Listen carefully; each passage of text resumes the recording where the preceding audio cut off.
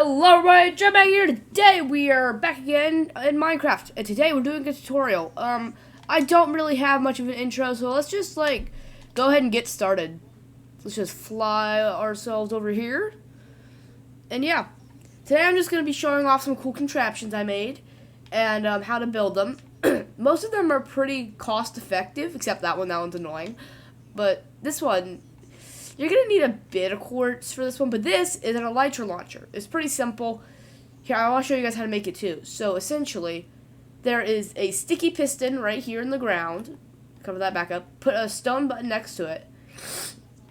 And then you take your slime block, you put it on top of the piston. You're going to take 4 pieces of redstone and align them like this. And then you're going to count 3 spaces behind this. And that's where your redstone is going to finish. So you're going to go 1, 2, 3, and then 4.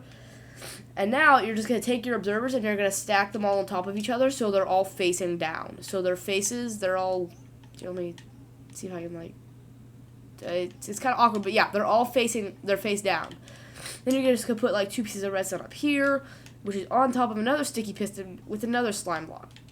And yeah, that's really it. So you just get on top, you press the button, and you fly. Because what it does is it launches you in the air, and then at a very precise time, it'll hit you with the slime block, and you'll go flying. And all you have to do is just activate your elytra, and you already got a launch. On to our next invention, and wow, that was quite a quick showcase. So I feel like we should do a bit more, because yeah. Anyway, we're just gonna. And look at how effective that is. Now we can just soar across the plains. Here, let's just get ourselves some fireworks. And, yeah, we can just soar. So let's try to get our firework in the lava. I probably missed, but that's okay. Oh, there we go. And, alright. Moving on to our next invention thingy. This is essentially a thing for a secret base. So, what you're gonna need. So, here's how you access it. You need a shovel and something to light it on fire. It could be a fire charge. It could be flint and steel. Where is it? It's in here. It could be a flint and steel. It could be something with fire aspect. It could really be anything. But what you're gonna do is you gotta stand on the block to the left of it. And you're gonna extinguish it. If you could try to relight it. And the floor opens up and you fall through. Now then. So, taking a look at this is a relatively simple design. So you put your campfire down, and then you have your observer, which its face is facing upwards. So the little face on the observer is facing upwards. And then this needs a wall, by the way, guys. For this contraption to work, it needs to be right up against a wall. And back here, let's try to get in here a little bit. Wait, let me... Give me a second, guys. I just gotta activate my admin powers real quick. I didn't think it would take this long to spell it out, but... It's taken quite a while to spell out, really. Alright. So if we just look at this, there is a, so you have your campfire, right? Whoa, I never noticed the texture under the campfire. So then you're going to have your observer, and the little redstone part is going to be going inside of a block. It could be a block of any type but it has to be able to transfer redstone signals. And that's on next to that block is going to be a redstone torch. This redstone torch, so basically why a block is here is redstone can go through blocks. Signals from redstone can go through blocks.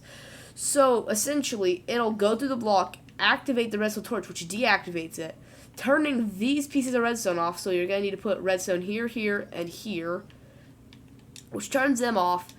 And there's a sticky piston right here connected to a block of whatever your floor is. And it'll turn off the second you... Yeah, once it's activated, so whenever it's turned off or on, it'll do its thing. So yeah, here, I just need to do a little demonstration again once I set the time today. So yeah, you can extinguish it and then really quickly put the fire back on. So it's like, it's a pretty good method. And like, how you get out is up to you, really, but this is a good secret base entrance, and I don't know why it's raining so much. I've had to clear it like so many times. Anyway, next up is, let me put this back. Next up is our villager trading station. Now then, for this setup, it's quite cost effective. All you need is a honey lock to keep the villager from moving at all. Whatever job you want them to have, you put that in front of them. You place a slab on top of it. You place a slab over here, one here, and then you place one under each of them, except for this one because your lectern or whatever's there. Then you place a block. So essentially you're gonna want to like put a slab in the middle and then put another one on top, then put a block on top and then destroy the thing in the middle. Because then you're gonna need to put a slab here or whatever and put down a bed for them. And now after that, this part is optional, but it's pretty useful. You take a sticky piston, and this is for if you're trying to get like a good villager, and you put a button. And now you can move their job lock and essentially re-roll all their trades. So this person, they sell bookshelves, right? So we hit the button, and once it's back, they still sell bookshelves, but let's try that again. Oh, well, they're selling stuff for different prices.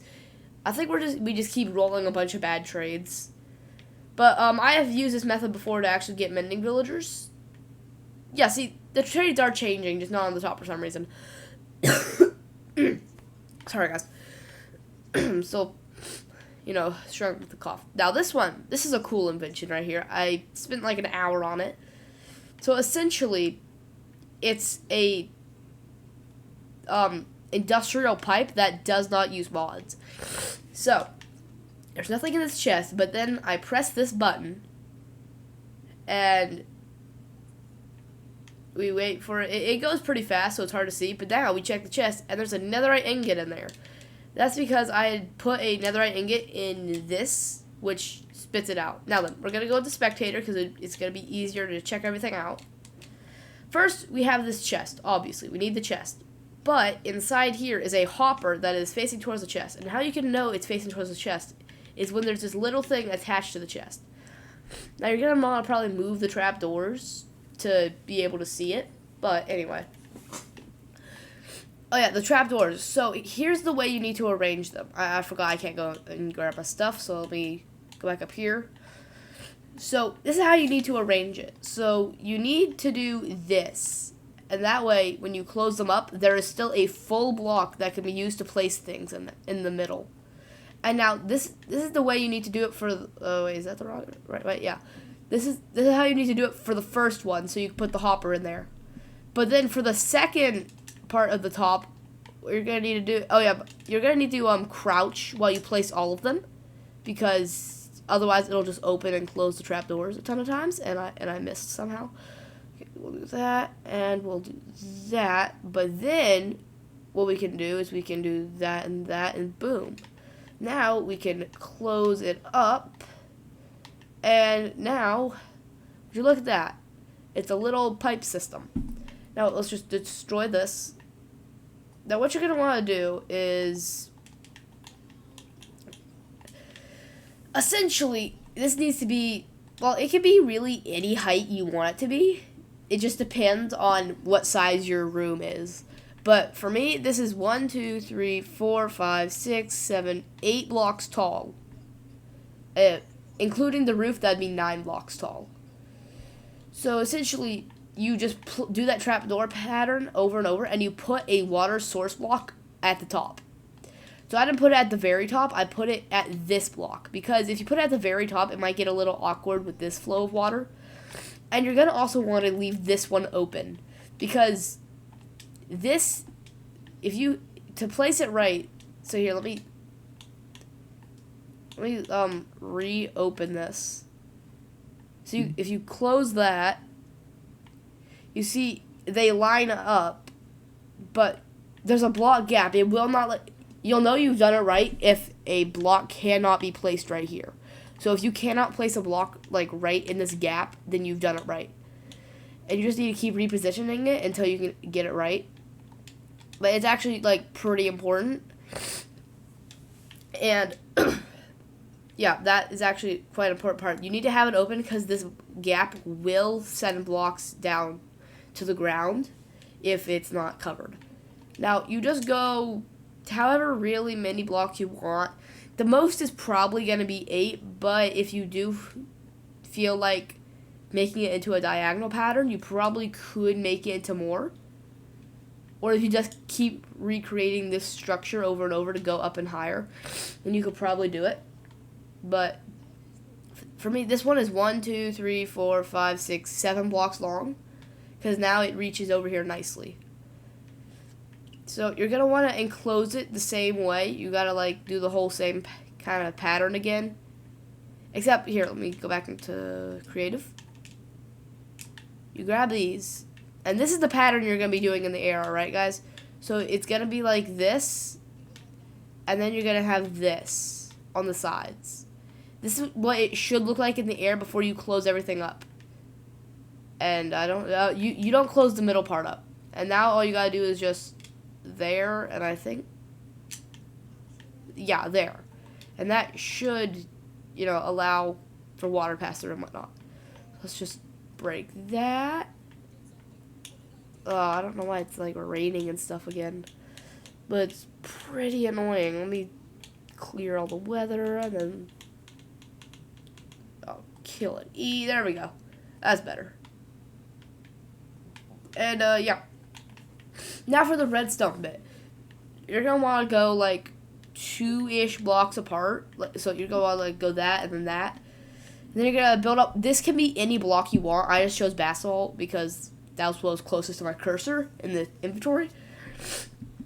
So you just build up 2 blocks. You put your button and then 2 redstone here, and you're gonna want to make like this staircase pattern up, like so 1, 2, 1, 2, 1, 2. So you gotta put down 6 blocks like this, and you cover them all with redstone.